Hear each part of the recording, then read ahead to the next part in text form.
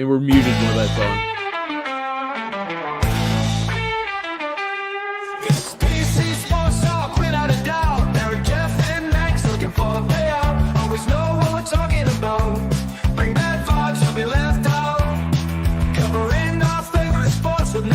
Like the NFL and the MLB. I hope Canada doesn't blow out his knee. Got the NCAA and the NBA too. Drink Mexican water, you'll have to poop. Can't leave out the NHL. Aaron Rodgers says the words are spelled. So kick off your shoes and relax your feet. Grab your cold brew, or maybe a fat dude. And to the ones of the north, subscribe if you're new.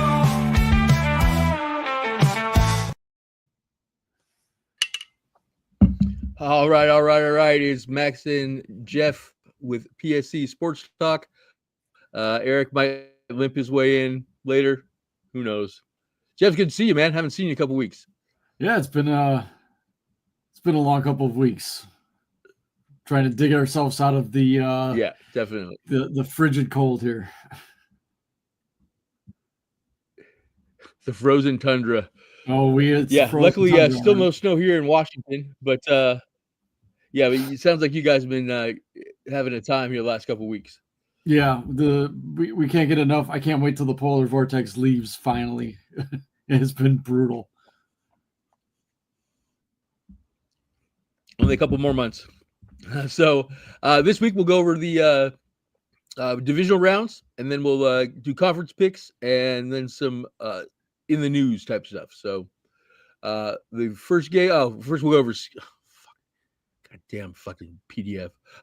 So Eric was 2-2 last week, which puts him at 8-3 for the playoffs, which puts him in first place.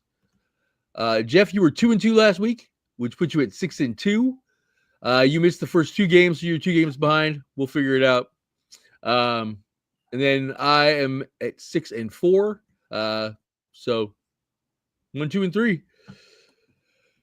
First game we'll go over here is Houston at Kansas City. Kansas City wins 23-14.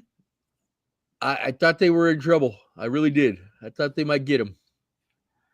I did too, but then I say this and I sound like a broken record, but every week you get these horrible controversial calls that just go in Kansas City's favor and they end up scoring, which makes the difference of the game. And Patrick Mahomes seems like he almost eggs it on too, the way that he runs. You Yes. know what I mean? He'll wait till the very last second, he'll slow up and then try to get a couple more yards. Yeah. Yeah. It's almost like he's fake sliding to get everybody to stop. And then when he's moving all over the place and he's not sliding, the minute he sees somebody even ready to like go at him, then he pretends to slide. And that's when the flags come out because I don't know. To me, it almost seems like he's the new LeBron James. He is the NFL's biggest flopper. Guys would be close to him. They won't even touch him. And all he has to do is whip his head back and that flag comes right out. So what happens when you're the 2-time champions though? You get all the calls. Yeah, but it's getting to the point where it's gonna be, they're gonna be tough. They're gonna be tough to beat. But the thing about it is they're winning, but they're not winning by much. No. I'm hoping that in these next 2 games their luck runs out. Hopefully this week, to be honest with you. I hope so. I really do. Especially after we'll talk about the Bills more about the game. But yeah, I'm really, really hoping something changes. Yeah, me too. I think that this quarterback, the way Patrick Mahomes runs and a couple other guys too do the same shit. I think it's going to be a point of emphasis next year because it's been loud in the media. And when it gets loud in the media, they try to nip that kind of shit in the bud, Well, how many times did Troy Aikman call out Patrick Mahomes during the broadcast? It's to the point where Troy was all in his ass. Yeah, Troy said flat out, it needs to stop. They need to be able to look at how to fix this because it's not working. This whole, penalties need to be reviewed. I'm sorry, but some of these personal fouls, they have to be reviewed. Right. He got called for two I roughing the think, passers that were not even close. well, and the thing is if I can watch it in real time and give you a call in 30 seconds, even with what they're showing me on TV, me having no control over what the hell I'm seeing, if they could do that in 30 seconds, why aren't they doing that on, blatant holding calls or blatant face masks or anything? I mean, And the call's missed, the something. call's missed. Pass But interferences. You should be able to oh, go back. They should always have somebody in the booth in the office in New York saying right out. They could easily say, "Pick up the flag. There's no penalty on that play." right. Because, yeah, I mean, in a lot of teams, even on third downs, like third and long, they're not looking to complete those passes. They're just No. looking to throw a 50-50 ball and looking for the DB to make a mistake. Because, I mean, obviously, it's the toughest route to guard is a fucking, a go ball. Because most of the time, they don't even get their heads turned around, which as soon as you touch them with your head not turned around, it's a flag. It's, I don't know. Defense is tough to play is really what it boils down to in this league. And they can't get all the fucking advantages. Quarterbacks got to be a little more cognizant that they are babied in this league. I agree. I mean, it makes sense. I mean, because, look at the league or look at teams that don't have good quarterbacks. Obviously, they're shitty teams. Let's put the shitty product out there. I get the fact that the quarterbacks are protected. I get it. But again, towing the line on that kind of shit, that's just, I don't know, poor form, in my opinion. Yeah, I agree. All right, so moving right along, Rams and Philadelphia. Philadelphia holds on in a snowball. Saquon Barkley does it again, man. That guy's amazing. He's good, and that's why they had no problems getting rid of DeAndre Swift because they had their sights set on Saquon, and they were going to pay him whatever he wanted. And Should probably be offensive player of the year, but yep, yeah. New York's got to be kicking them. Obviously, just kicking themselves. I mean, yeah, obviously they weren't using him right. Well, you don't have the same weapons in New York, but to let him walk, man, he's the he was the most popular guy on your team. Yeah. Well, did you hear the reports come out? So I was going to say, I think, it just came out that Matt Stafford was playing with broken ribs for like the last, 4 weeks, I think they said.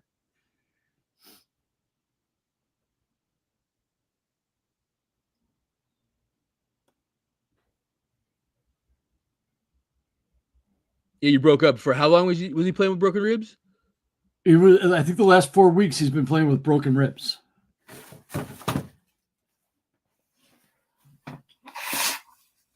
Imagine. Especially playing quarterback, that's all like core, you know what I'm saying? Like, yeah, that must have been horrible. I heard Bo Nix had like a fractured back too. I heard. I didn't hear that one. I just know about Stafford, which makes a lot of sense. Yeah, it does. He took a few of those hits, and it was slow getting up. Oh yeah, the Toradol will only do so much, I'm sure. But this game really came down to turnovers. Really, I mean, Philadelphia was primed to lose this one.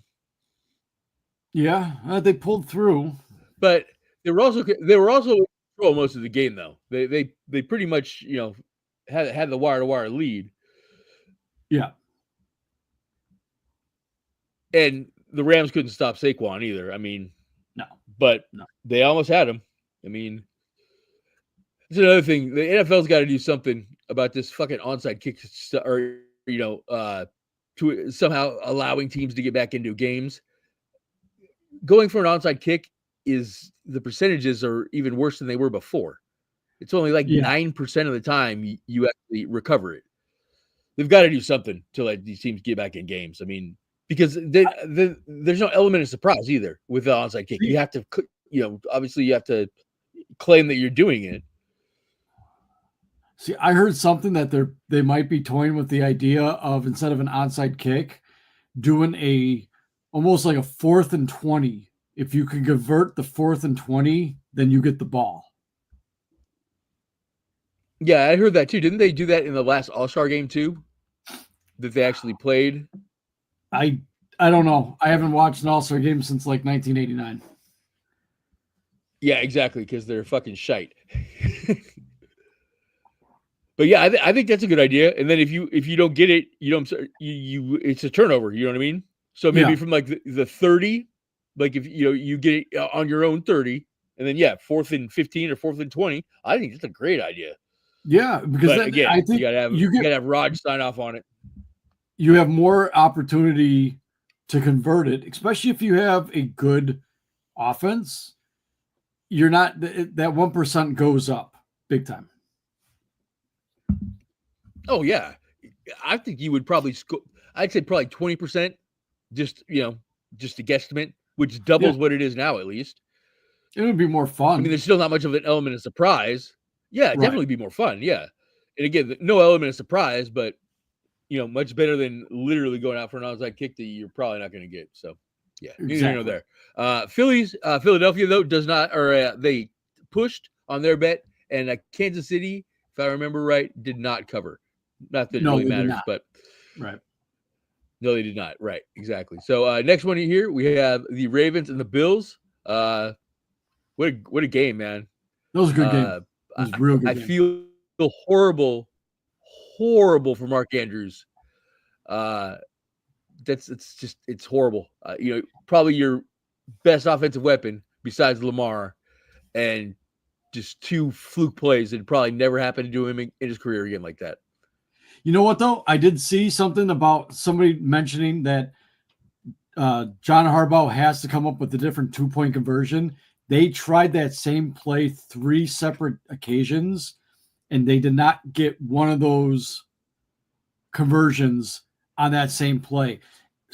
Something about passing it to Andrews' weak side and having him turn around like that. He cannot grasp the ball that way.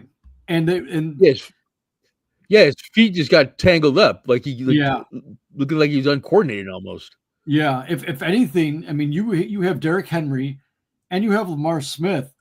I didn't see why they couldn't try almost a play action, run it in. Everybody was on that side of the ball. You could have easily gone to the left. Especially on their last touchdown when they literally just pounded the ball down their throats that whole drive, and there was no resistance either. No, I felt bad for him. But that brings up the point that running back right up the middle. You see the Bills Mafia has donated, I think it's up to like $80,000 to the charity. Last I heard was 32,000. Wow. I think it's up to $80,000 now. Yeah. Wow. Good for them. I mean, that's what I said. Good, good for them. Probably a little bit of trolling. Probably a little bit of trolling in there too, but if it helps out the charity, it helps out the charity. The Bills, I have to say something. The Bills, they're a loyal team, but they're not assholes. You can't be an asshole if you have not won anything. Unlike Philadelphia. Oh God, those people suck. The whole people of Philadelphia. Exactly. Jesus Christ. Don't get me started on them. That's a topic for another day. That's just why I can't. That's why I just can't get behind that team. I mean, I don't know. Yeah, neither here nor there. Lamar played well, I thought. Had a couple of bad turnovers in the first half, but second half he looked good. But he's got that monkey on his back now. But you know what? There's another quarterback. Another quarterback that did the same thing, and everybody said that he could not get past it, and he eventually did. 2 of them.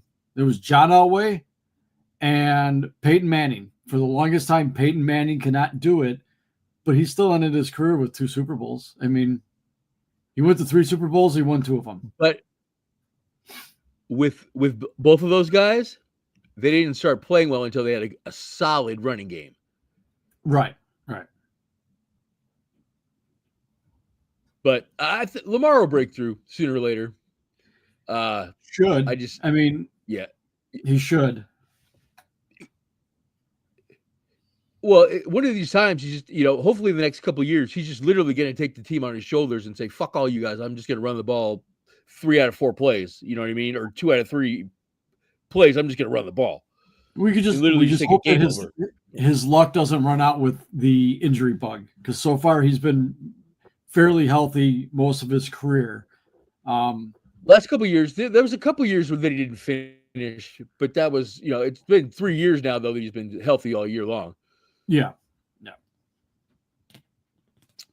So, yeah, I was rooting for the Ravens. I really was, but it is what it is. No, so I definitely wanted the Bills. AFC Championship. I like the Bills. I've always had a soft spot for the Bills as well. Plus, I just like Josh Allen. He's a stud.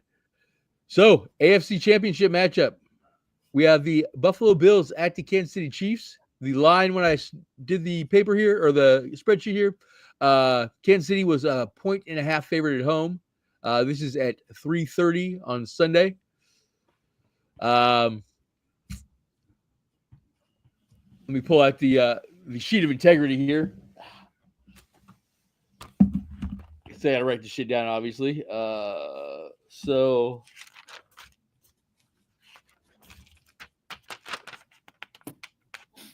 didn't do one. Stupid me. Yeah, I'll let you go here. I'll let you go first on this one. I think it's gonna be a good game, definitely. I do too. I'm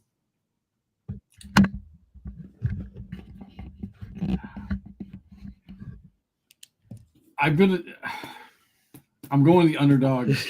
I got Buffalo on this one. I think Buffalo is going to find a way to pull it out. I think the fact that Kansas City has been skeptical most of the season, they have not blown anybody away. Like you said, I think the luck runs out. I think Buffalo goes. Yep, I'm gonna go. You talked me into it right there. You reminded me that I said their luck is gonna run out sooner or later. So let's just say it's gonna happen this week. Why not? And here's another thing. Kansas City is not playing a team that resides in a warm weather state for a change. They're playing a team that knows how to play in the elements. They're used to cold. They're used to snow. The weather is not going to be an advantage for the Chiefs. No, it shouldn't be. And remember last time these guys got together in Kansas City in the playoffs. I mean, it went to overtime, and they had to change the rules of the whole NFL for it. So, yep. I mean, so this should be a barn burner. It really should be. It's either that or it's going to be a low scoring. It's either going to be a barn burner or it's going to be a very low scoring game. I don't trust Buffalo's defense. That's my only question. Is Kansas City definitely has a better defense than Buffalo does, but at the same time, I trust Buffalo's offense way more than I trust Kansas City's offense at this point too, though.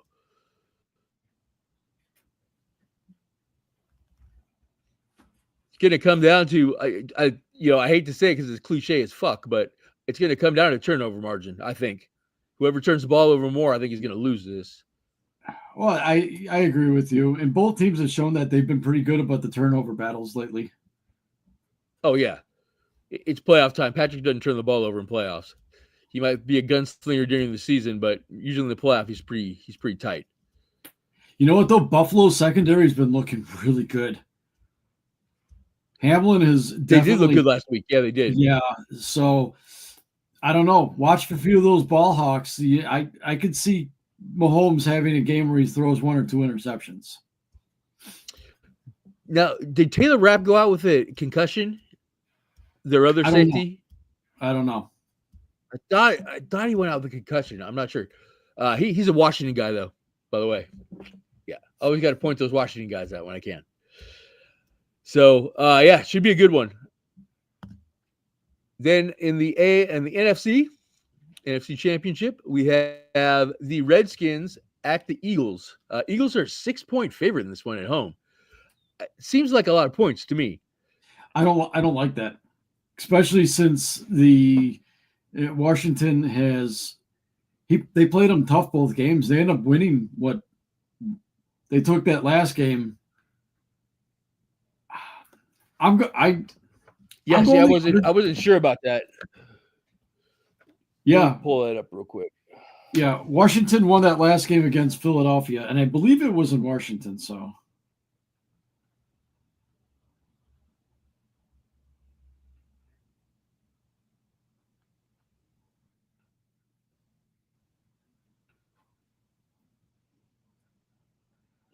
all right, I got the schedule up right now. Good job. Yeah, they beat the Eagles.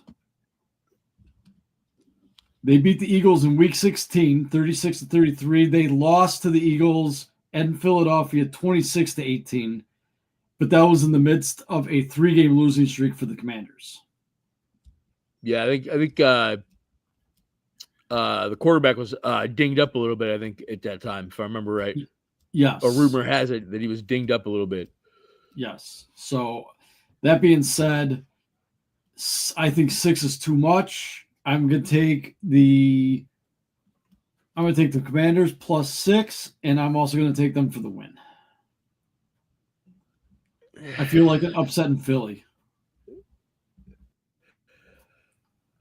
See,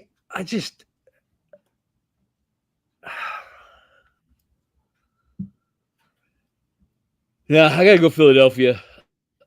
As much as I like Jaden Daniels, and it's a great story about the Redskins. This is in Philadelphia, man, and Saquon Barkley hasn't been stopped in the last couple of weeks. Oh, actually, all season long, really. I gotta go Philly in this one, as much as I hate to do it.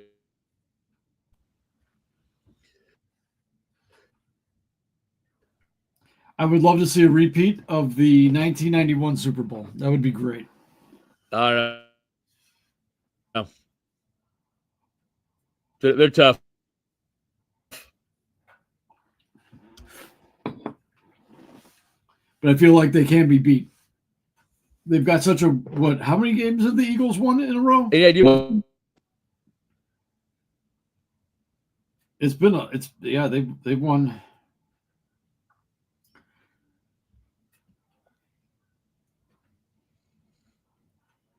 Okay, the last loss for the Eagles was against the Commanders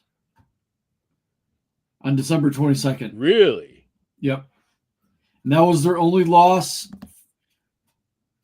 And the last loss they had before that was Week 4 in September against the Buccaneers. Wow. So weather-wise, it's going to be cloudy with a high of 41, low of 24, 0% chance of precipitation, 15 to 20 or 10 to 15 mile an hour winds. Weather's not going to be a factor. Both teams playing the same climate. I mean, they are not far from each other. The weather's a non-factor. The Commanders know how to play outdoors. They have the same climate. Well, I agree with that, but if there's snow on the ground, it's going to be a different style of game than it would be, obviously, if it's no snow. If there was snow on the ground, I almost favored the Commanders a little bit more because of Jaden Daniels and his ability to run. True. Yeah, you got Saquon, but you could easily stack the box with Saquon. No, exactly. It's a lot tougher to run routes than it is to run the ball. Yeah. Okay.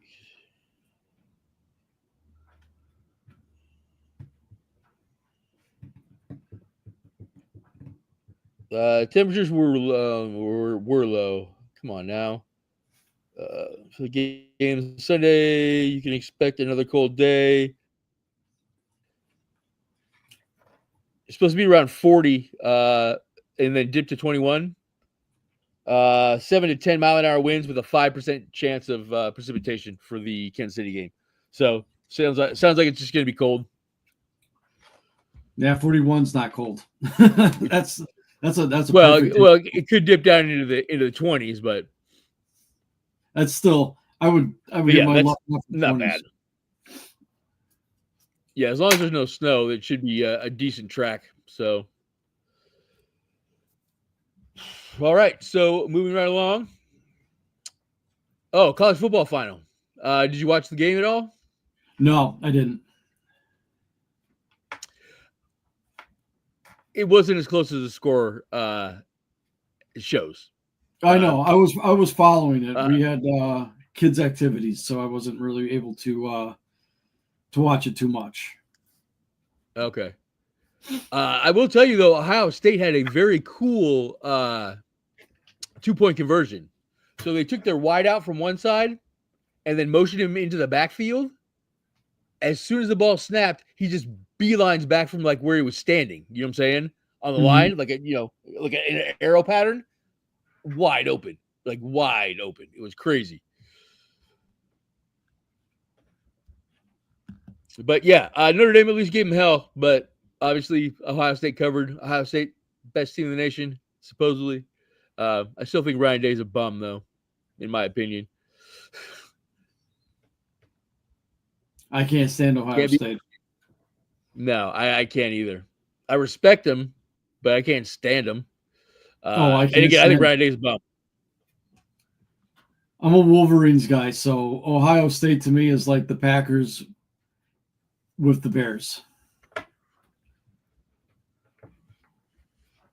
Washington and Oregon. Yep. Yeah. I got you. All right.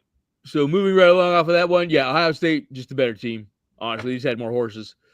So other sports news, we have the trying to catch the great one. Alexander Ovechkin is currently standing at 374, and the great one, it's a horrible picture. That's why I put it in there.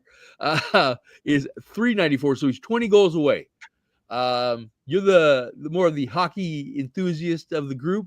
What do you think? You think he's going to get it this year? Yeah, and you know what? It would have been even closer because Ovechkin was on a tear before he broke his leg in early November. Yep. He comes right back after that ankle the break, and he's been lighting the lamp again. The thing that he's got going for him right now, being 20 goals away from tying, is that he still has all of February, March, and half of April. So he still has 2.5 months. If he could put together a string, then yeah, I think he could do it. If the only thing so what is that about 20, 24 or so games left in? Just guesstimate. No, they're almost halfway through the season, which would make them at like 40 something games. 41. I'll tell you right now. Wow. So he got 40 games. Yeah, he should be able to get it, I would think. It's tough. Let's see. Let me go to standings. Okay, so currently Washington has played 47 games. So 35 games left in the season. He's got a chance. He's got a chance. It's going to get close. If he doesn't do it this year, he's definitely going to do it next year. And he is going to come. Obviously, he'll come back. Oh, he's still scoring at high volumes. And you know what? Guys have played well into their 40s and still been very productive. I mean, look at Yager. Hockey's one of those sports where you could have longevity if you play it right. And you're big enough. I don't think them little guys are going to play all those years, but if you're big, it definitely helps, I would think. Yeah, and Ovechkin's pretty good about keeping in shape. He is never really out of shape or overweight. Yeah, he'll do it, and I'm excited to watch it. It better be a thing that everybody gets a chance to see. I hope so. Yeah, yeah. They NHL can't fuck that one up. You know what I'm saying? Like you put it on a national broadcast for everybody to see because it's history. Yeah, exactly. I mean, it's no different than when Gretzky broke Gordie Howe's record. It's everybody got a chance to watch that. This one it's going to be special. It's going to be fun. Would it be even more fun? Oh, definitely. Is if he did it against the Kings or if he did it against the Oilers. Gretzky's two old teams. Oh, okay. That would be funny. That would be good. Yeah. When did Wayno retire? In the 90s, wasn't it? 99 was his last year with the New York So Rangers. it's been almost 20 years that he's held that record. That's crazy. Yeah. Well, he's held that record for a lot longer. I believe it was 91 or 92 that he broke the record before. Oh, okay. Well, the all-time record. So it's been close, about 40, almost 40, 35 years. So do you think anybody will catch Ovechkin though? I mean, we obviously don't know where the number stops, but I mean, it's going to take a special guy to do that. It will. I mean, I guess you could say Connor McDavid. Hey, who knows? The way Austin Matthews, I was thinking maybe McDavid. McDavid may be close with points, and nobody's going to catch Gretzky's all-time points record. But you need a goal scorer. McDavid has a lot of assists. That's where he gets a lot of his points from. As far as goals-wise, right now, the guy that just keeps scoring and scoring, if he could stay healthy, would be Austin Matthews of the Maple Leafs. Because he is consistently putting up 50 to 60 goals a season. He's the leading scorer almost every year, then it sounds like. Leading goal scorer, yes. Point-wise, not so much, because he's not getting as much assists. That would be Connor McDavid. But if you think about it, if Wayne Gretzky never scored a goal in his entire career, he would still be the all-time leading point scorer in the history of the NHL based on assists alone.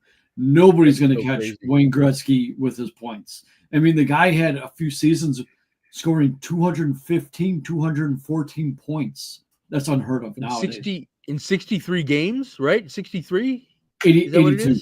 82. Same as the NBA. Okay, I thought they played a little bit less, but no. But still, 215 points in 82 games. That's still about 3 points a game. Yeah, that's crazy. Yeah. Wow. So yeah, we're going to keep the running tally here on Ovechkin throughout the the next month or a couple months or so here on the podcast. I hope he does it. I really do. Seems like a good guy. He's a very good guy. He's fun in interviews. The guy is he's a good character.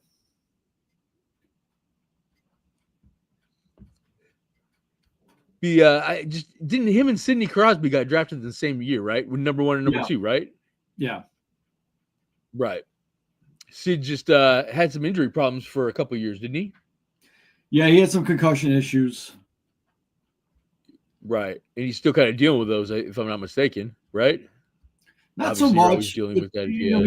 He's getting older, and I think the problem with him is Pittsburgh's just not very good anymore. A lot of people are talking possibly Crosby gets traded at the deadline. One of the teams that's very interested, willing to give up a lot, Colorado, the Avalanche. Can you imagine him with Nathan? Well, yeah, they got that one guy that's. Yeah, they got the one guy though that's been out for like 3 years or whatever with the bad knee. Can't think of his name now. But he's got a bad knee. He did some like revolutionary surgery on it that's supposed to maybe get him to come back and play again, but they're not even sure. He was a captain, I think, before he got hurt.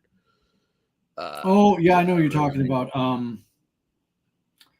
Name's on the tip of my tongue. Yeah, he's a young guy though. He's still like I want to say he's like maybe 30, 31. What was his? God, I know who you're talking about. I am just drawing a blank on what his name is. But yeah, if he could come back, but Colorado still has a bunch of kids on there. I mean, they got Cale Makar and you got Nathan McKinnon. You got a damn good team. Yeah, I think they're last I saw, maybe number 3 in the West? Yeah, Yeah,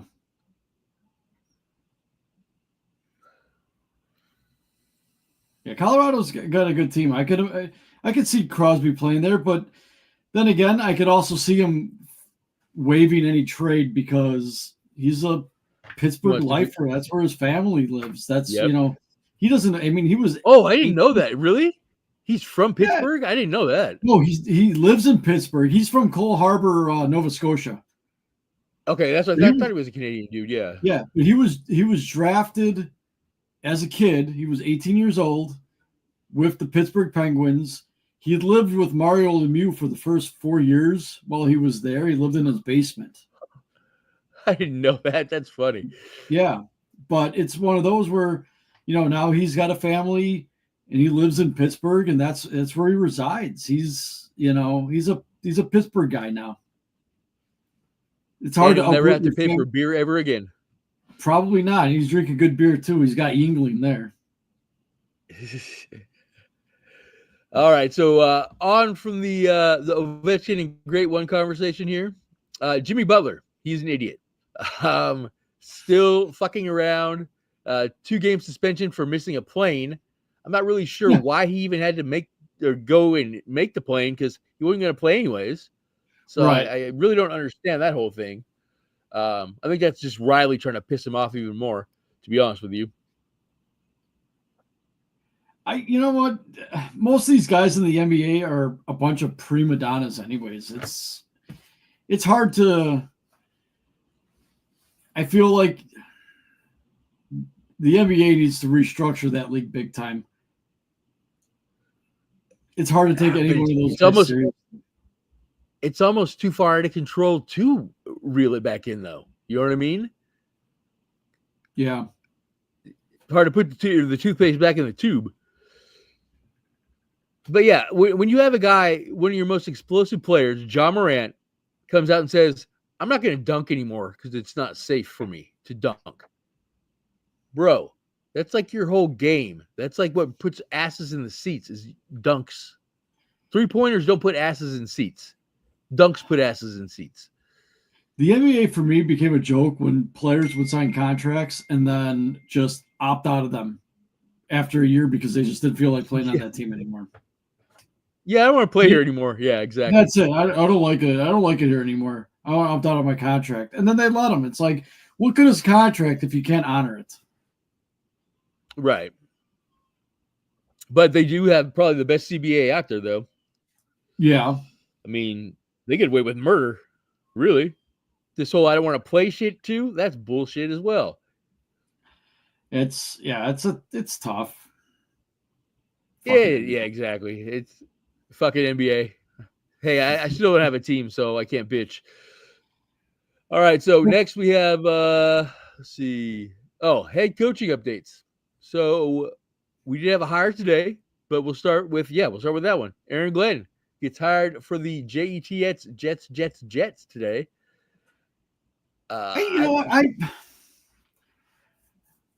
He's a former Jet too, isn't he? Didn't he play for the Jets? I don't know.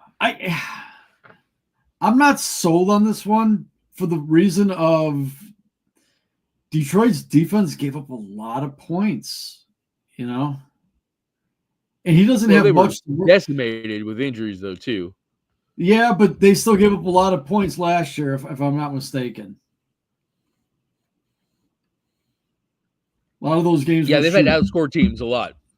Yeah. That's what their offense was great. It's like if your offense didn't score above 24 points, there's a chance you might not win that game. Right, that's not a good way to be. No. So to be honest, I think Pete Carroll would have done good with the Jets. I think so too. Except their culture. I don't think he would have worked. I don't think he would have worked very well with Aaron Rodgers right now. And right now, he's currently your quarterback. Yeah, because nobody's made a decision yet. They're supposedly not going to make Jets-wise, they're not making a decision, obviously, until they hire a coach and see what he thinks about the whole thing. But you think Aaron Rodgers going to work well with him? I don't know if he will or not. I don't think so either, no. But again, I think the Jets' problem, though, is their culture's fucked. It's not just Aaron Rodgers. It's not just, one thing. It's they need a facelift. Yeah, but they got a really shitty owner. So, I mean, Woody Yeah, Johnson. well, you're right, and that's the whole thing. Yeah, is Woody Johnson's a fucking idiot. It's one of those where I always put him and George McCaskey in the same breath. But the fact what the Bears are doing this last week with their hire and the fact that he's shelling out the most money that they ever shelled out to a head coach is showing that, okay, he is not the biggest fucktard on the planet. That goes to the Jets and the Jacksonville Jaguars. Yeah. Yeah. Why wouldn't you have, we'll get to them in a minute. So another hire, Big Benny Johnson. I know you don't like it. That's why I put it in there. But yeah, Ben Johnson, that was a surprise to me. I was hearing Raider. And then the Bears come out of nowhere. Well, the one thing that they said was with Ben Johnson, he wanted a lot of the reason he went to Chicago was because of Caleb Williams, and the Raiders did not have a quarterback that could actually do anything right away. Right. And he said another reason he picked Chicago too is that he is convinced that the defense is better than they were, only for the sole fact that every time they had to play the Bears when he was on Detroit, he said he had a very hard time game planning against that defense. It was a lot tougher than it really was. You guys' defense is pretty good. I mean, it is. I think they were just. I think you guys got cursed with that whole fucking point in the stands bullshit. You know what I'm saying? The football gods had to fucking put you guys back in your place. Yeah, I think Eberflus lost the team after that Hail Mary, and it just spiraled. I think players just kind of gave up after that. I would tend to agree from looking at it afar, or you know what I'm saying, from afar. It's one of those where it's like he made some really bad decisions from the Hail Mary to the game management against the Lions that they should have won that game. Yeah, I think players just said, fuck this. We can't do this anymore. I'm tired of busting my ass for a coach and a staff that can't get anything right. So, has Caleb come out and made any statements that you've heard? Oh yeah, he was at the press conference today. He was there. Okay, good. DJ Moore was there. They had a bunch of the guys. Montez Sweat was there. In fact, DJ Moore left from his family vacation to come to Chicago for the press conference. He's going back to be with his family on vacation, but he wanted to be there for his head coach. And good for him. Yeah, that's what I said. A bunch of players end up were there. They didn't take any media because they all said it's not about us today. Today is Ben Johnson's day. You could talk to him. And now is Caleb staying in Chicago year round, or have you heard? I don't know. Okay. I think so. He bought a house. Not too far from the lake, near Lake Forest where they practice. So I'm guessing, yes, he's staying in Chicago all year long. Okay.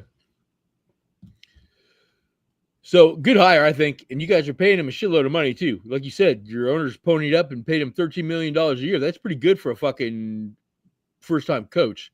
It's the most money they've ever shelled out for a coach in the history of the Chicago Bears. Yeah, that's what I'm saying. So, I mean, as much as, your organization's been kind of poo-poo for a while, looks like they might have, hopefully made the right choice here. And maybe guys can turn it around. The guy I worked with asked, how do you think he's going to do? And I said, you know what? He's only going to be as good as his bosses. So you got Ryan Poles and you got Kevin Warren, who are above him, who better draft the right guys and get the right free agents. You need an offensive line. Yeah, but he knows Ben that. Johnson said, Ben Johnson told his team, I'm ready to come out and work and prepared to be uncomfortable because I am going to hit you guys hard. You're going to know I mean business. Nobody gets a free ride. You have to earn your spot, but it's the accountability that they did not have. If there's a And what he meant by uncomfortable is that there was a lot of times in practice where they couldn't get stuff right, and Eberflus would be like, "Yeah, this is great, this is great." Ben Johnson said right out, "If you don't get it right, I'm blowing the whistle. We're going to do it until you get it right, and you continually getting it right. So prepare to be uncomfortable because there'll be a lot of practices." Mm-hmm. Well, that's good though. Yeah. Yeah, because I've never really heard him speak, so I don't really know a lot about the guy. But I mean, obviously, you coach with Dan Campbell. You know what I'm saying? You got to be pretty tough. You know what I mean?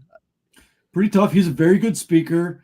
He has visited Chicago every year. They go to Chicago with him and his family. It's a traditional vacation to go to Wrigley Field to see the Cubs play. It's just they've been doing it for years, and he said there's something about the city, something special about the people here that just this is a place that he knew he wanted to be.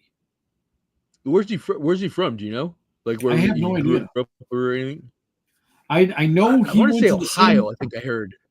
He went to the same college as Ryan Poles, which was, I think, what, Yale, if I'm not mistaken. Oh, he's a Harvard or he's a Ivy League guy. I'm gonna look that up right now. He was born in '86, so he's only 38 years old. He was born in Charleston, South Carolina. He went to high Okay. school in North Carolina.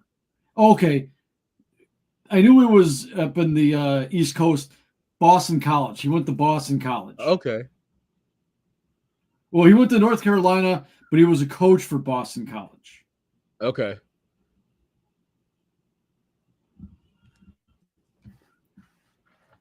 Yeah, he was Boston College, his graduate assistant, then tight ends coach, and then was an offensive assistant, wide receivers coach, tight ends coach, pretty much quarterbacks coach from the Dolphins from 2012 to 2018.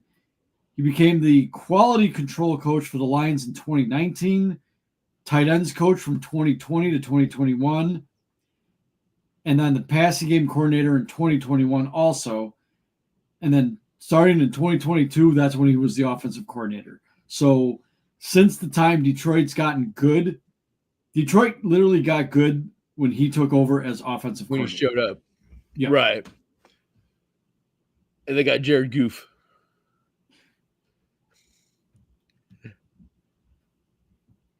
All right, so Bears, I think good hire. Good hire.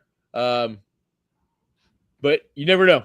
You know what I mean? That's the whole thing is you never know with a rookie coach, you don't know, exactly what you're going to get. But Exactly. yeah, I honestly thought McCarthy would have been great for you guys. No shit. I really think McCarthy would have done good for you guys, but He would have been good, but I like the young coach who is now told himself that he is ready to be a head coach. I think he could have been a head Right. coach last year. I think mentally he wasn't ready to take that next step, and he had some unfinished business that he wanted to do with Detroit. well, not just that, but in you just going over his shit there. He was only an offensive coordinator for like 1 year before his name became, the next McVay type shit. Yeah. I think that second year as an offensive coordinator, I think really helped him out. Well, technically I mean, third look at- year. He started year, in okay, 2022, 2023, and 2024. Okay, got right. But still, I think one more year as an offensive coordinator definitely is going to help out, though. It's I mean, but amazing still, how good the, being a coordinator is different than being a head coach, though. I mean, head coach for the most part is the CEO. You know what I mean? You're not really dealing with the fucking install the offense or shit like that. yeah, it's gonna be a fun. It's gonna be the Bears' offense is gonna look to go complete 180. I don't think you're gonna see any of these bubble screen passes that they've been doing for the last 5 years. I think you're gonna see more of a wide out. I think you're gonna see more. You're definitely gonna one player that's going to take full advantage of this is what's his face, the tight end Why am I drawing a blank here? It's late. Oh, Cole Kmet. Yeah, Cole Kmet. The tight end position, whoever is that is going to strive this next year because they like to utilize that tight end. Well, and I think they're going to put they'll probably put DJ Moore in as like the Amon Ross St. Brown of so he'll be in the slot a lot, and I think he'll flourish in that position. He's going to flourish, but then it's also going to open up the game, I think, for Rome Odunze. Rome, yeah. Rome had a decent season for a rookie. He had a good season. I think he had a very good season. I'm very happy with the rookie season he had. Considering how bad the team was, the fact that he still put up those numbers is they put up Caleb Williams, a lot of the guys on offense, minus the running game, which they didn't have a running game this year. They put up decent numbers for a team that had 2 head coaches, 3 offensive coordinators. It was have somebody consistently, I think, is only going to be beneficial for that team. Because DJ Moore had 1,000 yards, didn't he? Didn't he end up with 1,000? Let me look. I think so. Because I know Rome didn't lead the team, but he had like 800, I want to say. I'll tell you right now. Give me 1 second to pull it up. Yep. All right, players. DJ Moore missed 100 yards by 34 or 1,000 yards by 34 yards, 966. Keenan Allen had 744. Let me see. Rome. Okay, for some reason it's not loading up right now. Of course. DeAndre Swift did not even hit 1,000 yards rushing this year. That's what he played every game, didn't he? Yeah. Fuck. Yeah. That sucks. It does. Especially in 17 games. I mean, you only have to average like fucking 59 yards, I think it is, to get 1,000. He was only averaging 3.79 yards a carry. It's better than I thought. Yeah, but some of those, he had a few of those like long runs that I think helped that average out. I mean, definitely. He had the long runs definitely help. The game I was at against the Rams, he had the 50-yard touchdown run. He had another one like that against the Packers.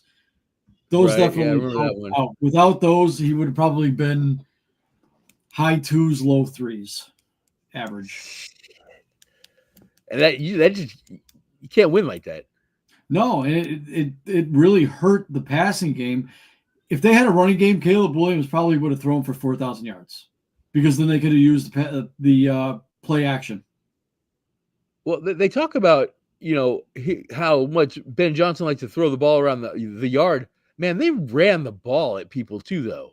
Yes, they did. I mean, he's not afraid to run the ball. No, running. If you think about it, the Lions ran more than most teams do. You had 2 great running backs. I would be surprised if the Bears got another running back.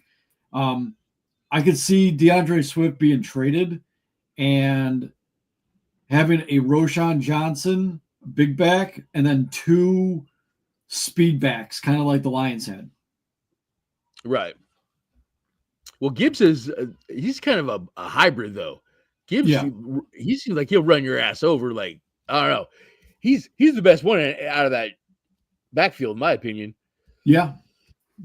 By far. But Montgomery seems like he gets more shot, or more carries every week. It's weird.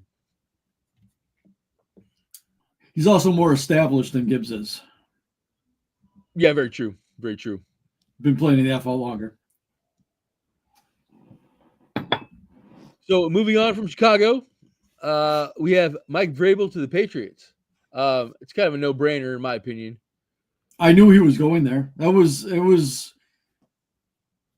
the writings were on the wall for that one. And did you see who he hired as the offensive coordinator today? Yeah, fucking McDaniel. I actually thought that was a great move. McDaniel's A can't great head hire. coach, but as far as offensive coordinators, the guy is good. Yeah. Yeah. Yeah. I think it's well, and I think he'll follow Vrabel's lead too. You know what I mean? Like he's Oh, yeah. I wonder.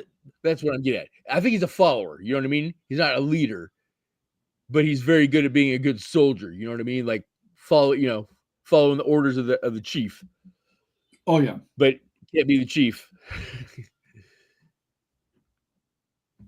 So no, Yeah, I think it's a good hire though. It's a good hire, and I think they got a pretty good quarterback with Drake May.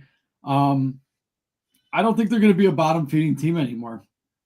I think they'll be for the first year. I think they'll be middle of the pack, maybe just under 500. But in a lot of games, I think if the defense can play a little bit better, I think they'll strive a little bit. Well, and the thing too is with him being an expatriate, I know Mayo is an expatriate, but me and Eric kind of talked about Vrabel last week too, and this whole situation. I think if you went through Robert Kraft's emails, I'm sure you would find some very interesting language about certain kinds of players in there as well. If his emails would have got leaked, that's just my humble opinion. I have no grounds to say that. That's just the way I feel. Honestly, I think Kraft is a racist motherfucker. I really do. And I thought that before he fired Gerard Mayo. I've always kind of had that in the back of my mind that he's kind of he seems like kind of a racist fuck. But yeah, but Gerard Mayo deserved to be fired because they were not a very good team. He was he was in over his head. Yeah, way over his head. And I think what it was is I think they knew that. But I think they had Mike Vrabel in mind this whole time, and just had to be patient. And it worked out the way it did. Well, in saying that too, though, where my point of that though is, I think Vrabel's gonna have a long leash to hang himself with. Like this isn't gonna be. He won't be fired next year. I don't think he'll be fired in 2 years. You know what I mean? Yeah. I think Kraft will give Vrabel time to, get the right guys in there. Get Vrabel's kind of guys in there, and build the team. Without getting your knees cut out after the first year. I think Vrabel's gonna have time to get New England fixed. I think. Yeah, I think he'll be afforded the time to.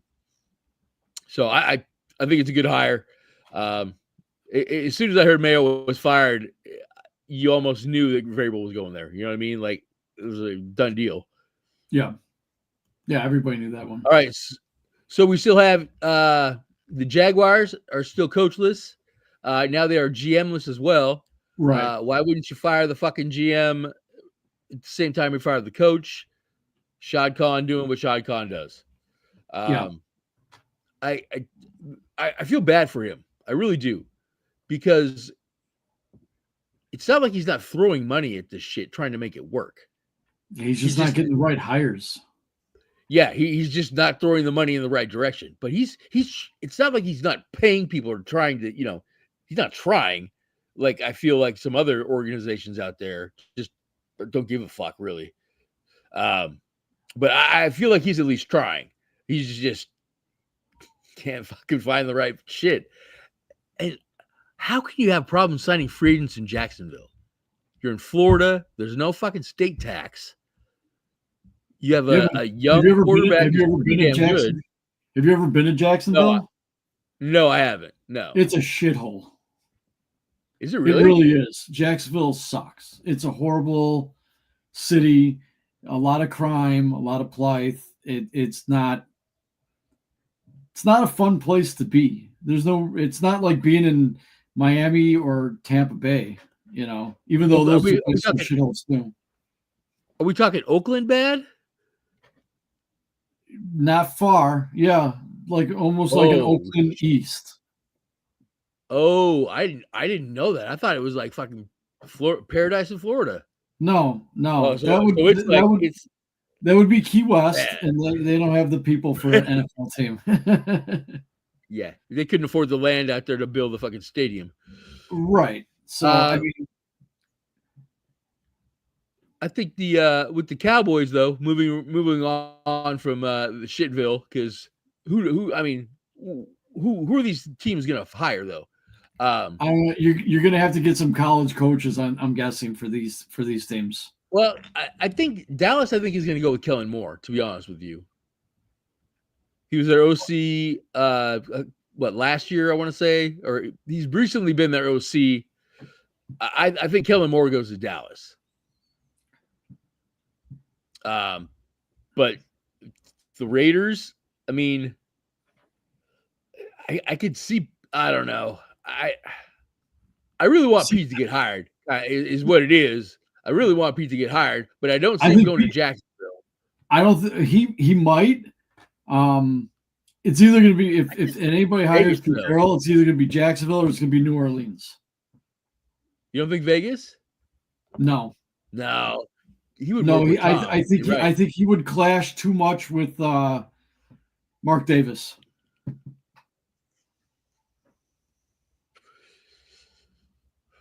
Pete Carroll's a no-nonsense guy. He doesn't like to deal with stupid. And Mark Davis is he doesn't. Definitely does not like. Yeah. Mark Davis is dumb. I can't see Pete Carroll going to the Raiders. Not only that, but he doesn't have any quarterbacks. The Raiders situation is not a fun place to be. They don't have a quarterback that's actually decent. They really don't have much of a team. That team is decent. Huh? I said Minshew's decent. No, I mean he's a decent backup, but he's not a starter. No, if there was 34 teams to be a starter. They tried putting him in as a starter last year, and it did not work out. That's why he got benched again. Yeah, I know. I don't know. I got a soft spot for old fucking mullet boy. I like. Yeah, well, he's like I said, he's a good backup. He's great at holding the clipboard and going in when he needs to, but there is nothing really lucrative about that Raiders job. I mean, no. I mean, yeah, I can't even. They had a rookie wide receiver that kind of broke out at the end of the year. But yeah, there's no stars on that team. Like you don't have any stars. Yeah. I mean, that's the problem is you don't have any or playmakers or game breakers or whatever you want to call it. You got Max Crosby on defense, and that's about it. Yeah, but who's talking about wanting to maybe leave now? Yeah, exactly. Hey, he wants to come to the Bears. I'd be more than glad to take them. They got plenty of cap money for him. Yeah, I think he'd be a great Bear. Yeah, he kind of fits that Chicago persona too. He definitely does. Yeah, lunch pail kind of guy. In New Orleans, I mean, I heard they're in Cap Hill, and I don't know how the Saints are in Cap Hell. I just don't get that. I haven't looked, but I've heard they're in Cap Hell. Who the fuck did they pay? I know they paid Kamara, and I'm sure that what's his face, Derek Carr too. Yeah, the defensive end makes a bunch of money too. I'm sure because he's tenured as fuck. Yeah. Cam Jordan, yeah. Talk about a guy that just, I don't know. He's got a ton of sacks because he played for a fucking ton of years. He's going to end up in the fucking Hall of Fame, and that dude is not a Hall of Famer. No, Hall of Very good. That's my humble opinion. Oh, Hall of Very good, yeah. Yeah, definitely. But I just don't see him as a Hall of Famer. I just don't. But again, his counting stats are, you know what I'm saying? His sacks are getting up there to where you're not going to be able to keep him out. Right. Bullshit. I hate that crap. But again, who knows? I don't see Pete going to New Orleans. Really, I don't. Maybe, but definitely don't see him go to Dallas. Him and Jerry. Well, it's definitely going to be easier to hire a coach in Jacksonville now that they don't have a GM, because then they could get a coach and a GM at the same time that could work together. Especially Balky, that dumb motherfucker. You hear how many guys just pulled out of interviews because of Trent Baalke alone? They just I heard a bunch of them did. Yeah, a bunch of them did. So they had no choice but to have to get rid of him because they knew they weren't going to get a coach. Right. It's Crazy. It'll be interesting to see who they hire. I mean, yeah, maybe, yeah. Well, talking about college coaches though, Texas just re-upped Sark for a piss ton of Yeah. money. I don't And remember how much it was, but I don't think Freeman's he leaving got an Notre Dame. extension. What's that? I don't think what's his face is leaving Notre Dame. No, I don't think so either. I think he's going to be there for a minute. Yeah. As long as because Notre Dame's going to definitely, the boosters are going to kick in and get you a good team every year. Oh yeah. And Marcus, he seems like a guy that the kids will like. You know what I'm saying? Like he's a good coach. Or seems to be at least. Yeah. So yeah, I mean, yeah, of the top guys, I just don't see any of them jumping ship. I mean, Caleb DeBoer just got to Alabama, so I don't see him jumping ship. That's a destination job. You know what I mean? Like you don't leave Alabama. Right. You get fired from Alabama. You don't leave Alabama. Kirby Smart, I don't see him ever leaving Georgia unless he gets bored. Brian Kelly, I wouldn't hire that guy for all the tea in China, personally. But I don't see him leaving LSU. So, I don't know. Maybe Lincoln Riley comes to the pros. Nobody wants him. He's not good. No, he's not. Although I could see him going to a team like the Raiders. They'll take anybody. Right? You know what? I could see. He is kind of that kind of slick little fucking weasel type coach. That. And looking at these teams, though, do you think any of them give Gruden a chance? No. No, I'd love to see him go back to the Raiders. Definitely not the Raiders. He's been blacklisted. I don't think the NFL will let him. No. I don't think Goodell will let anybody hire him. I think you're right. I think he is probably blackballed. But he sued the NFL too, I think, and won. Yeah. So yeah, you're right. He's probably not getting back in. I don't know. He's on the same list as Colin Kaepernick. Yeah, no, exactly. Yeah, you can't really sue the NFL and then expect them to play nice anymore. So right. So we'll see what happens in this next week.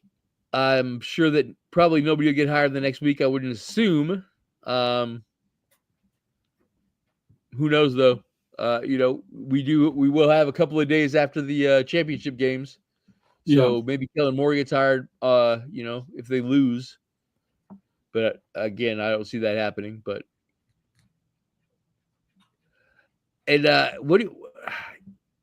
the Redskins OC? Is he trying for jobs, or is he just? I think so. Yeah. Cliff Kingsbury. Kingsbury. Yeah, I was drawing a blank on his name for a second there, but so he's putting his name back in the hat to be a head coach. I think so. Yeah. So I mean, possibility. He might work well in Jacksonville too, working with Trevor Lawrence. I think that's a good point. He probably would do a good job down there. I don't know. I don't think he's going to leave Washington right now. No, be stupid to. Especially when people already question that you are not going to be a good. You already fucked up your first opportunity. Maybe you're just a great coordinator. You know what I mean? There's nothing wrong with that. Kind of like Josh McDaniels. Right, exactly. You can make a great living being an offensive coordinator. Yeah, Josh McDaniels could probably go into the Hall of Fame as an offensive coordinator, to be honest with you. He probably could if they start doing. I mean, do they even put assistant coaches in? It's funny because he was with the Patriots. They won Super Bowls. He went to go be a head coach. They didn't win any Super Bowls. They didn't really do anything in the playoffs. He gets fired, goes back to New England, and they win Super Bowls again. Yeah, he's an amazing offensive mind. Yeah, he can't handle a full team on his own. That's what I'm saying. I think he's a good soldier. A one-trick pony. Yep. So moving right along, let's see here. So Erica asked me to put this one in here. Wasn't sure exactly because I haven't really followed exactly the Dodgers that closely. But the Dodgers sign another Japanese player, that pitcher. I don't remember his name off the top of my head. I'm sure he's amazing, or he was amazing over in Japan. But the Dodgers are stacking that lineup. I mean, they just continually do it. And well, MLB I think is looking into the Dodgers' practice of this deferred money thing. I don't think it's going to matter. I think did they they're defer a going bunch to of money for this kid too? Yeah, that's what they've been doing because then they could stack teams because they're not hitting the luxury tax because technically they're still way under that luxury tax because all that money is going after they retire. Okay, so business. So their business thought then is that the salary cap or their wage or they're going to be making so much money in 2047 that paying off these contractors is not going to kill their business. Well, it's the thing about it is they're going to pay these guys, but they're not getting taxed on after they retire because they're not technically on the team anymore. It's deferred money, so it doesn't go towards the luxury tax. So MLB is looking into this. The Dodgers found a loophole. The problem is that they're now taking advantage of it to the point where I think it's going to cause a full-on strike. They need to come up with something different. I honestly think that MLB needs a hard salary cap because you got too many teams that have more money than they know what to do with, and nobody else can really compete. You got a few of those small market teams that do good, but in all, they're just basically like farm systems for the Yankees or the Dodgers or the Padres, Talking to a Mariner fan, you know what I'm saying? We've been fucking 4A for a long time. Yeah. But I think they need a salary cap, but I also think they need a minimum too, because some of these teams are getting away with not spending dick and just putting out a fucking shitty product every year, i.e. the A's right now, or for the last 5 years or so. Well, that's on the owner right there. He was doing everything to save money so he could get that Vegas stadium because he knew he did not want to be in Oakland anymore. Well, right, exactly. Everybody's leaving Oakland. Warriors don't play in Oakland anymore. They play in San Francisco, I think now. I think so. Yeah, everybody's leaving the Bay. It sucks. But yeah, I think they need a minimum though, as well as a hard cap. Right. I agree with both of those. I just so this deferred money though will never count against the salary cap ever. No, because they're not. Because they're retired. They're basically paying them retirement money. Right. So there's no dead cap like in the NFL. No. So literally, baseball doesn't have a salary. Shohei Ohtani is going to cost $1 million every year against their salary cap number or their salary number. Yeah. Ohtani's getting $1 million a year. That's all he's taking out of the contract, and the rest is deferred. The rest of his $800 million. Yeah, whatever the fuck is all going to be after he retires. Right. So again, so their salary cap number, he's only costing $1 million on that. Yes, that's it. And and again, just to make sure that I am catching this, and then the other $800 million never counts against the salary cap against anything. Nope, because it's retired. It's basically retirement money, deferred. It's deferred till they retire. So again, just to make sure I'm getting this right. So then, Bobby Bonilla, all that money that they've been paying him every year hasn't counted against the salary cap. It's just money that is owed to the player. That's exactly. It's retired. It's basically retirement money. How long did it take these people to? Man, that seems pretty simple to figure out. Like, why hasn't the other team has been doing this kind of shit? That's crazy, man. I don't know because nobody has Nobody has the money to pay basically $800 million after somebody retires. Problem is it's going to end up. Yeah, the Dodgers are going to win World Series now, but I think in the long run, it's going to end up putting Dodgers in baseball hell for a very long time once it catches up with them. Like when these checks have to be cashed. Yeah. Yeah, because shitting $1 billion all at once is going to be tough to do. You know what I mean? Yeah. For anybody. Like, I mean, even Bezos to shit $1 billion, you know, it's not going to be easy. Crazy. All right, so next year, the Golden Bat Rule. How do you feel about it? I don't even know what it is. Oh, you haven't heard about this one? It's No. a new MLB rule that they're proposing, or they're thinking about proposing. It's called the Golden Bat Rule. Basically, one time during a game, you can pull out your magic golden card or whatever the hell, and you can take and put your whatever hitter you want into that situation in the game. So let's say 8th inning, you're down by 1, and you got a runner second and third. You could take Aaron Judge, who maybe grounded out for the first out of the inning. You could take him and insert him in the lineup at that spot to go ahead and hit again. I don't know. I don't like it. It seems like little league shit, to be honest with you. Feels like I'm playing Pokemon, you know what I'm saying? Yeah. Yeah, I can't stand it. I think it's stupid. And again, you're just messing with the integrity of the game. You know what I mean? Yeah. Babe Ruth's rolling over in his grave. Right, exactly. And again, this is just something they're kicking around. They haven't even you know what I'm saying? It's not even in the minor leagues being tested yet. This is just something that we're kicking around, I guess. Yeah, horrible idea in my opinion.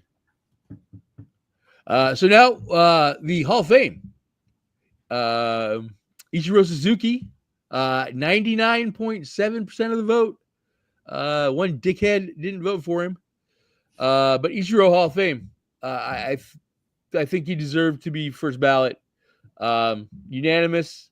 I mean, if only one other person's done it, I don't think there's a great argument against Ichiro having that same honor.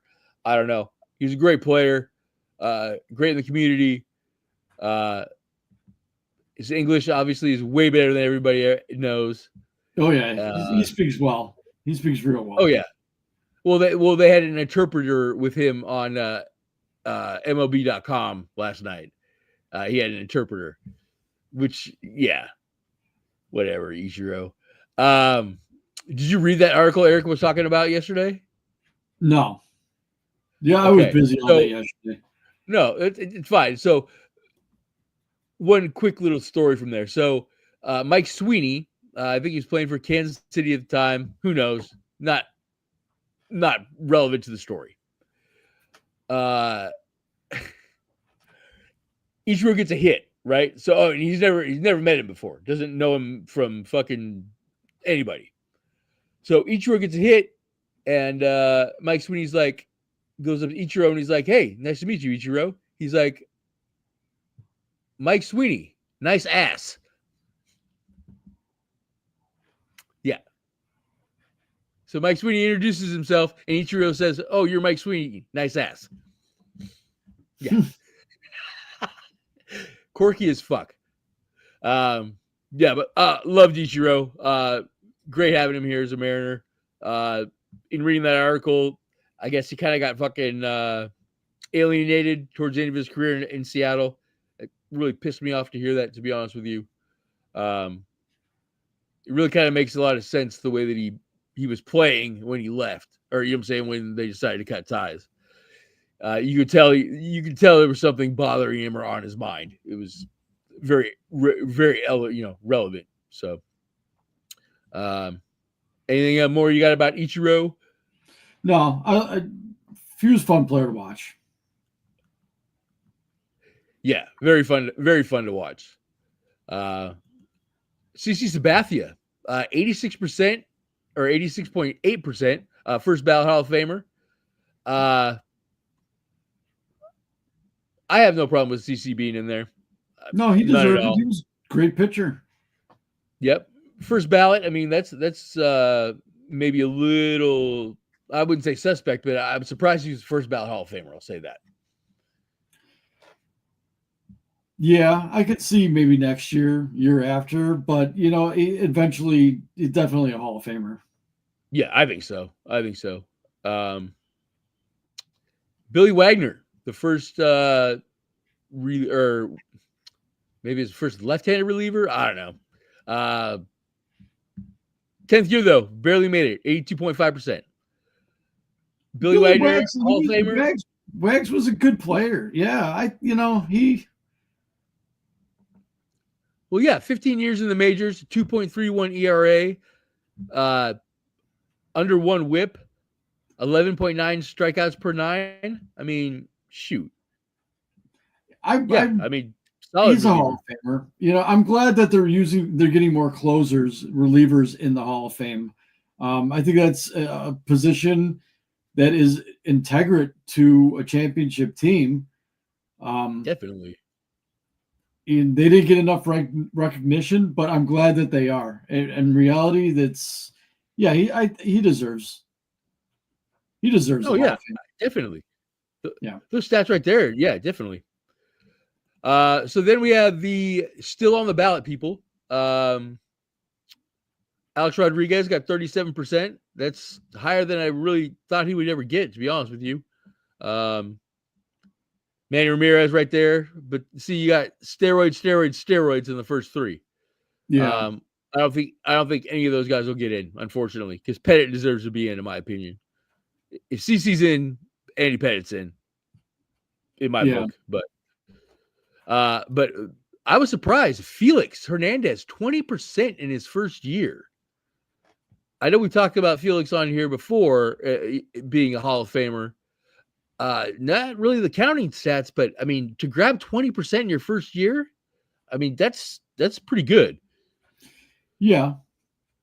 I'm thinking, I mean, by year 10, Felix might limp his way in, is kind of what I'm thinking. You might, it's all depends on the writers. Yeah, them fucking bastards. Bobby Abreu, I don't think he's going to make it. Jimmy Rollins, he's a tweener for me, but I don't think he's going to make it. Only 18% in his 4th year.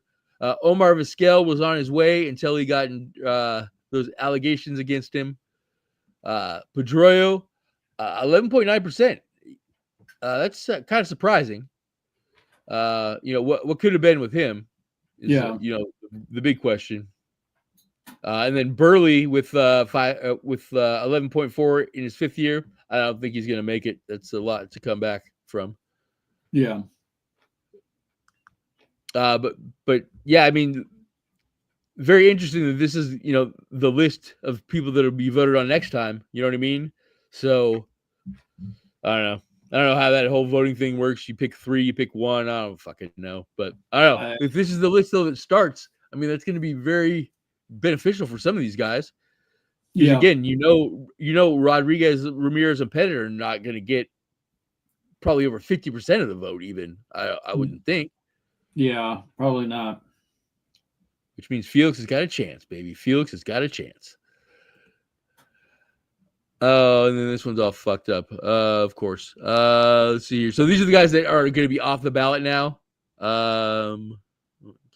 No, of course not. All right. So Russell Martin, Brian McCann, Troy Tulowitzki, Curtis Granderson, Adam Jones, Hanley Ramirez. I thought he didn't get any votes. That's crazy. And Carlos Gonzalez. I don't have any real complaints about any of those guys not being in the Hall of Fame. No, neither do I. I mean, Adam Jones is probably the only one, and maybe Tulowitzki. But yeah, I mean, there's nobody on there that I'm, up in arms about not making the Hall of Fame. So, so other sports news. Caitlin Clark and Taylor Swift hanging out. I mean, what's going on with that? I don't know. It's stupid. Exactly. Totally stupid. I'm But tired of figure seeing that, her on. you know, I'm tired of seeing her on the TV. Just keep football on the field. Nobody gives a shit anymore. right. I just found it interesting that, I don't know, Caitlin Clark is hanging out with fucking Taylor Swift. I just found that interesting. That's all. It's all publicity stunt. Exactly. That's exactly what I was thinking. Is what angle are you going for here? You know what I mean? Like, Now you're gonna probably end up seeing Taylor Swift at these WNBA games, and it's gonna be they're now besties yeah. because Taylor Swift and Patrick Mahomes' wife, it doesn't seem like get along very well. They hung out a couple of times. Yeah, she's a Yeah, she's a wacko. Yeah, wacko. Well, supposedly they don't hang out because they have different political views, and they can't hang out because they have different political views. well, We're whatever. around the campfire. Yeah, I know. If that's the case, then you're being petty. Exactly. Super petty. Like, yeah, we're not gonna get into politics, but No. yeah. Any other rants? Speaking of politics, any other rants? No, I'm good. I got nothing. Yeah, I am as well. So I will try to catch up with Eric maybe tonight. Maybe we'll do part 2 of this podcast with me and Eric. If not, guess we'll just go again next Wednesday. Sounds good. Looking forward to Championship Sunday. Well, it's gonna be fun. Championship Sunday. Exactly. All right. So to the nuns of the ones, thanks for not watching. Peace out, players. All right. So the outro. Here we go.